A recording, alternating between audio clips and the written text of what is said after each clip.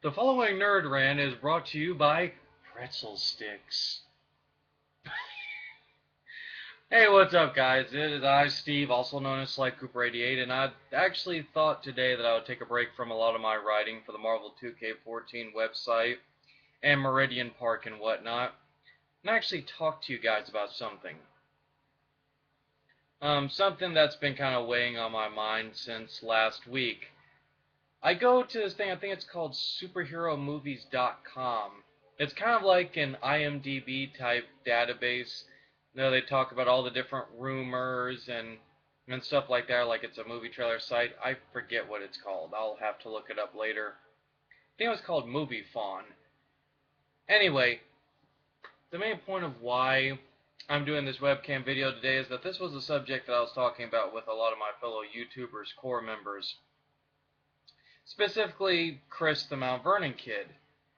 And I saw an article by a guy, I believe his name was Evan Long or Evan Lee. I know it started with an L. And he was one of the blog contributors for this site. And he wrote an article that caught my eye called Why Ant-Man Doesn't Deserve a Feature-Length Movie. And I thought, oh boy, here we go. Because ever since Marvel announced that they were going to do an Ant-Man movie, guys, there's been a lot of underground hush-hush talk and sites talking about why this is a mistake on Marvel's part. But I kept an open mind and I read the article. I thought, okay, maybe the guy's going to give some legitimate reasons as to why, Ant-Man can't work in live action. And the guy even made the point of, well, maybe they should feature Ant-Man on Agents of S.H.I.E.L.D. And I thought, okay, I can take that. I wouldn't mind that. They're like, why not introduce the Wasp with them? I'm like, okay. And then they're like, well, why not just, introduce him in the Avengers movie? And I thought, okay, so far this guy's, making some good suggestions. Then, here's where I got really ticked off. And I wanted to actually blast this guy in the comments. And it wasn't just, he basically made the ignorant fanboy statement of, well, Black Panther deserves a movie more than Ant-Man. Okay, right there. Okay, oh, really, dude? It's like fanboy attitude. But then it gets worse. Because then, not only does he go on to give the same lame excuses that any comic book fan does when you look at Ant-Man. Oh, well, what's his powers? Oh, he's a scientist and, he shrinks down to size, and what was his greatest contribution? Being one of the original members of the Avengers and building Ultron. I hate that. Especially with Hank Pym. Oh, well, what, especially when talking about Hank Pym. Oh, and also he slapped his wife. He beat his wife up. I'm like, that's it. And that's the stigma with Hank Pym, especially as Ant-Man, that I hate. Oh, the only thing that he did is that he was one of the founding members of the Avengers. He slapped his wife and, he built Ultron.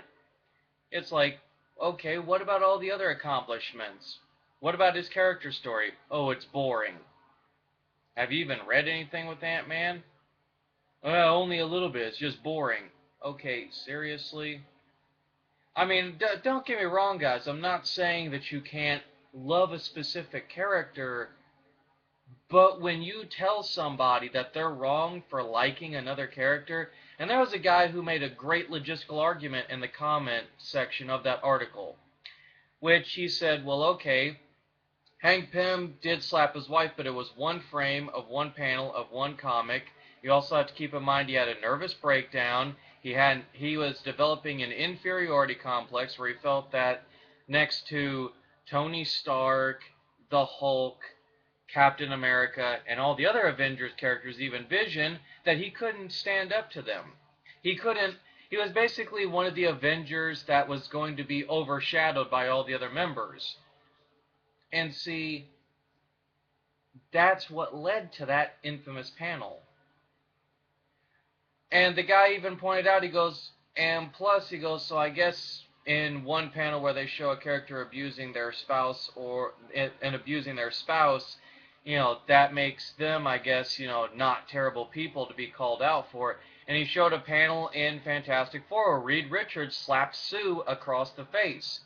Showed a panel of Spider-Man where Pete went ballistic on this guy, backhanded Mary Jane so hard that he actually almost not only killed her, but killed his own unborn child. And this was, I believe, a 70s or 80s comic. It might have been even the 90s. But yeah, guys, there have been other, yeah, believe it or not, everybody's favorite, neighborhood-friendly wall crawler did actually smack his wife. And this was during the time that MJ and Pete were married. And allegedly they were supposed to have kids. And there was also the fact of Reed, smacking Sue because she was being hysterical. So that leads me to my question, I'm sure, with a lot of you guys. Do you believe that Hank Pym, and it's a question in comics it's always been asked, should Hank Pym be, villainized for that? Honestly, considering that was one panel of one comic, I say no. And especially looking at these other examples and the guy breaking this down in that comment section, it made sense. It's not like Marvel was promoting their heroes beating their spouses, but rather it was to better the characters. And let me explain why I say this. Because slapping their spouse, showing actual marital abuse, not only talked about the social issue of domestic violence, but you also got to look at the logistics of it that, okay, Sue and Reed, their marriage was on the rocks, but they managed to still make it work, especially after that. And it also showed that Reed, wasn't a pansy. It showed that Reed wasn't afraid to really pay attention to his wife because Sue was getting hysterical. She was actually like, you spend more time on your inventions than you do with me. We're supposed to be married. We have kids. Why? And when Reed smacked her across the face right afterwards, he told her, yes, I focus on all my work. Yes, I neglect you, Franklin, and I forget the name of their daughter. He goes, but did you ever stop to think, Susan, that maybe, I work all the time making all these inventions, making all these scientific discoveries, because maybe I want to provide for Franklin to go to the best schools, for our daughter to go to the best schools, so that way, and also so that way you can look at me and actually proudly say that your husband, is one of the smartest and most successful scientists in the entire world. And it was then from there that we kind of saw Reed and Sue's relationship go from being over here to being rocky and, okay, people thinking, wow, Reed's a D-bag, he doesn't care about his wife or his family, to then we kind of move over as comic fans to where we're like, okay, so this is why Reed's a workaholic, this is why he locks himself in his lab all the time, we in a sense get, Reed's method to madness. Same thing with Pete. When Pete had that deal for Mary Jane, he ran away and was in tears, guys, because MJ was the love of Pete's life. And the fact that by his hand he actually hurt her, if not nearly killed her, in an act of anger, that really strengthened Peter Parker as a character because Pete saw, in his moment of anger, the thing that he, almost basically a decision that he was going to regret. So you look at Hank Pym's actions and you look at the one frame, but look at what happened afterwards. He got kicked off the Avengers and everything, and he went through bouts of depression. Jan divorced him, all that stuff. He became a shamed hero. But then when he became the Wasp and with Avengers Academy and stuff, I liked, because I actually read the Wasp and AntMan book, and I like that he's not only trying to get Eric O'Grady to not tarnish the Ant-Man legacy, but in a way we see Hank Pym as a character also grow because he's having domestic shelters made for women. He's doing all these things after Janet's death. So really, Hank Pym, especially now in the Marvel Universe, is starting to really grow as a character. He's starting to, in my personal opinion, become very likable and very relatable as a character. Because he's went through, Basically, in a sense, you could say it's the born-again theorem for Hank Pym. He finally found what he needed to become an actual hero again. So I greatly respect Hank Pym for that as a character. That he, in a sense, walked through, the fires, quote unquote, and I use air quotes here. To be able to become a better character. But I'm rambling on as I always tend to do. But getting back to the subject at hand, guys, and when the guy brought all this stuff up, to this blog contributor, the guy just shot it down and just started like belittling him and everybody else who was basically not agreeing with his opinion. That right there is why people should not be allowed to be considered a blog contributor, or that there should be certain rules and regulations put on contributors. This is also the same contributor who, while I understand his point, is very misguided in saying, well, Wonder Woman was originally black. That's the version that we should see. I don't like people like that. And I'll tell you why. And anybody who's heard me knows my opinion on fanboys like that. And a lot of people are like, well, why do you, that's such a derogatory term, Steve. Nah, in this case, while it is derogatory, it's true. Those are fanboys.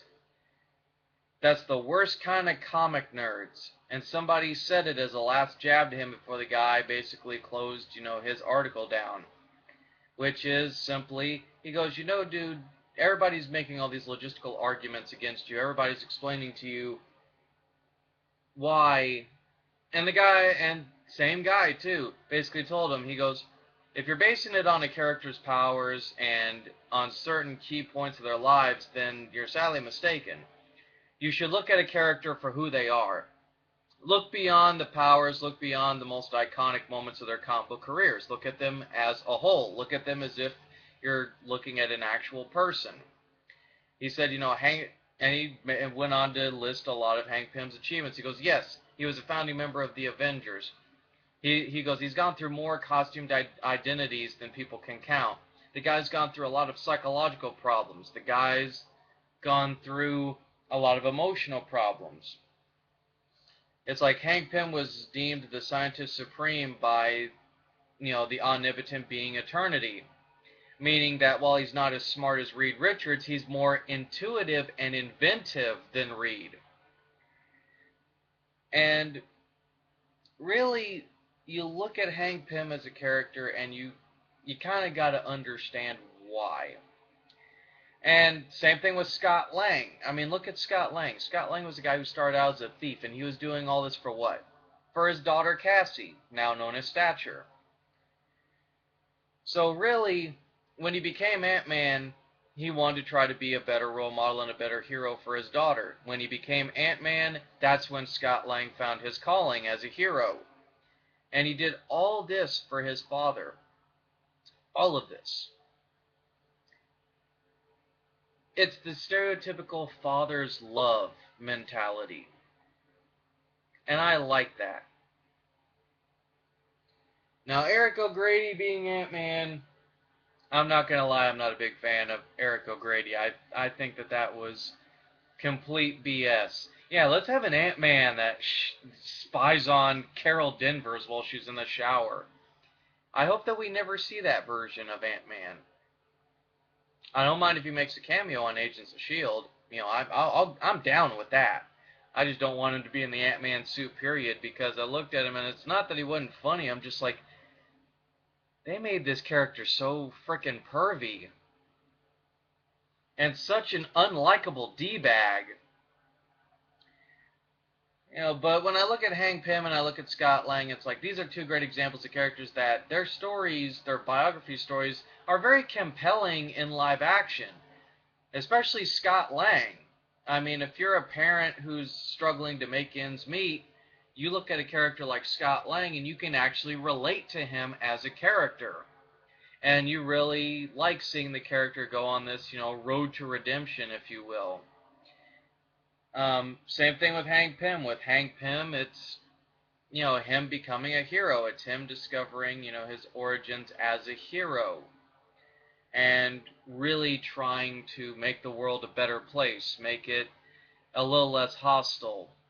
Because that was something about Hank Pym that I also liked as a character, is that, Hank is, especially in Earth's Mightiest Heroes, I loved the fact that they made him a very big pacifist. A character, sorry, my screen went black there for a moment, made him a very big pacifist. He wanted to make the world better. He wanted to stop crime and everything, just like any other stereotypical hero would. So I had to laugh at this Evan guy for saying that, well, Black Panther's more interesting. He's the king of his own country. He's da-da-da-da-da, and he rules his own nation. What has Ant-Man done? Oh, he just shrinks and talks to termites and stuff. Let me explain something to you guys who always make fun of Ant-Man. Think about it. And I'll put it in logistical terms, comic-wise. If you have somebody who is part of, as Chris calls it, the Pym family, a character that can shrink or grow, you have basically a giant-sized character that could literally try to manhandle a giant monster. You also have a character that can go so small that they can disarm a bomb from the inside, or can actually ride on the back of, say, like, a wasp or a flying termite or something, especially if you're doing, say, a recon mission. Those kinds of characters are great scouts because unless somebody's really, really paying attention, they can slip by unnoticed without anybody really realizing that they're there. And then, on top of that, you add in the ant-based quality stuff, the helmet. You think about it. You know how pesky and how interesting you can actually use an army of ants, wasps, termites, or anything that is of the quote-unquote ant family, or rather insectoid creatures that communicate using, quote-unquote radio signals from their antennae. Because that's basically how Hank Pym's Ant-Man helmet worked. It's how Scott Lang's worked. They tuned into the same radio frequency that ants and other insects, communicate on. And plus, Hank Pym wasn't mind controlling the ants, he just asked them if they could help, similar to the way that Aquaman uses his telepathy to ask fish, hey, can you come and give me a hand? So really, if you think about it logistically too, and keep in mind also when they shrink down to their size, they still maintain their normal strength that they would at full size.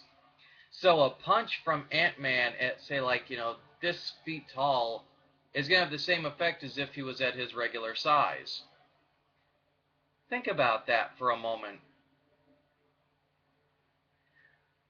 So really, I find it funny that the guy just went on a fanboy rant rather than giving logistical reasons as to why Ant-Man doesn't deserve a feature-length movie.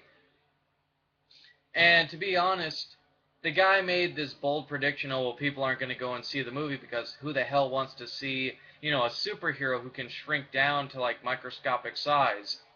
And I looked at that, and I'm like, little kids? Little kids may want to see that because, let's face it, little kids, little 4 to 5-year-olds, they're going to eat that stuff up. A superhero that can shrink down to the size of an ant and can even talk with ants and actually make them, like, help him out and attack people and be able to punch a dude with the same force that he would at his regular size. I mean, if anybody who's seen, the Ant-Man footage, that was cool. He ran along the guy's gun, he punched him in the face, he leapt to the other guy, grabbed his tie, and then judo flipped him as he grew back to normal size. It's like that. I liked that footage, and yet guys like this blog contributor say that characters like that don't deserve a feature-length movie, that they're not cool. Obviously, this guy never had a childhood, otherwise he would understand, the awesomeness of not only heroes like Ant-Man, but I'm even going to go on a side tangent here, guys. I know this is a really long video, but bear with me. But also the side tangent, look at a character, say, like Metamorpho. Rex Mason of the DC Universe. Member of the Outsiders. People consider that character lame because he's a living chemistry set. But he's one of my favorite DC characters simply because of that ability. It's like, The guy can turn into 1,001 different chemical compositions. Think about that. The guy's a living chemistry set. That makes him basically very powerhouse in terms of comic heroes. He could rust a giant robot, turning himself into a gas of pure oxygen. He could basically short circuit a bomb by basically creating his own ionization storm using his hands, using various chemicals that he can manipulate and create from his own body. So he's basically a character with very strong alchemic powers, if you want to look at it in that sense. Or say the character of Swamp Thing. Oh, he's just a giant muck creature. Okay, but this guy can control all plant life. This guy has intense super strength. This guy can't really necessarily be destroyed.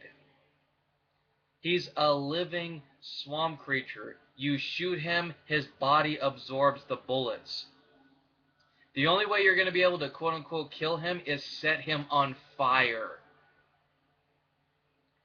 Other than that, this guy could turn you into a tree. He could have you buried underneath the mucky waters of a swamp. And yet people look at characters like that and they say, well, oh, they're lame, they're stupid, and their weaknesses are so obvious. Well, duh. What are you expecting? The hero to be OP'd? I mean, come on, they're not like the Silver Age Superman. And that's coming from a guy who reads those kinds of comics. And even I have to laugh at how OP'd Superman was in those comics. Because really, a hero needs to have a weakness. Just so they can overcome that weakness. So really, I guess in closing, guys, my whole deal, and I want to get you guys' thoughts on this too. Do you, in your personal opinion, as comic book fans, believe that Ant-Man rightfully deserves a feature-length movie? Or do you, within reason, think that he doesn't deserve a solo movie, but should rather be introduced, say, in, like, Agents of S.H.I.E.L.D., a TV show, basically, or, say, like Avengers 2, a movie as, like, a supporting character that could be fleshed out in later movies? Me, personally, I could care either way. I think it's cool that at least Marvel's taking a chance on Ant-Man, and either which way, I'm hoping that it actually works out. And I think, honestly, it'll be fun. I think it'll be a fun movie. I look forward to seeing it. And I'm hoping that I'll get to see a lot of little kids actually be at that movie watching it, because that's a big thing as a comic fan, guys, and I think for anybody who's like me, it's great to see kids go and see the heroes that we grew up watching, or heroes that we knew of. I mean, like I said, I almost kind of like, had a little bit of an emotional breakdown, because when I went to go see Avengers, I saw twin boys, one dressed like Iron Man, one like Captain America, and it's stuff like that that kind of, it's a melt your heart kind of moment. So I like that there's a lot of comic book movies out there that are introducing kids to, especially kids who are big Marvel fans, expanding the universe and showing them, hey, there's more than just the Hulk. There's more than just Thor and Iron Man and all of them. There's characters like the Guardians of the Galaxy. There's Ant-Man. There's the Sentry. There's, beyond the X-Men, there have been other, groups, like X-Factor and X-Corporation. So I really like that Marvel is taking a risk on a lot of these other, characters and character franchises. So, in closing, guys, I just thought that I would actually talk about this, or at least rant about it, because I felt that it had to be talked about. Because I find it very stupid that people say that, well, this character deserves a feature-length movie over this character, or that, well, oh, you suck because you like this character. How can you like this character? This character's lame. I shame you for liking this character. First off, if you're one of those kinds of people, shame on you. Everybody deserves to like whoever they want to like. One thing that me and Chris, the Mount Vernon kid, share is that, we're genderless and we're colorblind when it comes to the superheroes that we love.